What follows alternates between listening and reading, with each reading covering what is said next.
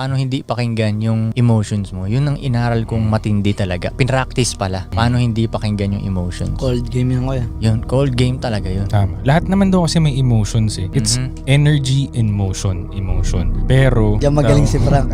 dapat nga daw matuto kang i-control siya. Kasi lahat meron eh. Pero you should not act upon the emotion. Hindi naman kailangan pakinggan mo agad Yun. Gawin mo yung sinasabi ng nararamdaman. Yes. Fuck up ka nun eh. Normal na maramdaman mo daw. Ang pangit dun pag nag-act upon ka na dun sa emosyon na binigay Gets, sa'yo. gets. Yung nalaman ko anong nakaraan, sabi nila, yung mga lalaki daw na lumaki sila sa nasa single mom na household ba, mas pwedeng emotional yun sila habang lumalaki. Kasi nakikita nila, emotional yung mama nila syempre. Yes, tama. Diba? Tama.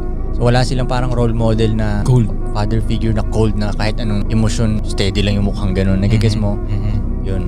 Kaya diba, sinasabi ko sa'yo na, kung papakitang na nagagalit ka, na ipipikon ka sa harap ni Jesus, diba? Para makita niyo yung papa niya na, oh shit, si papa, kahit anong sitwasyon, cool lang si papa. Sino magagaya niya ba?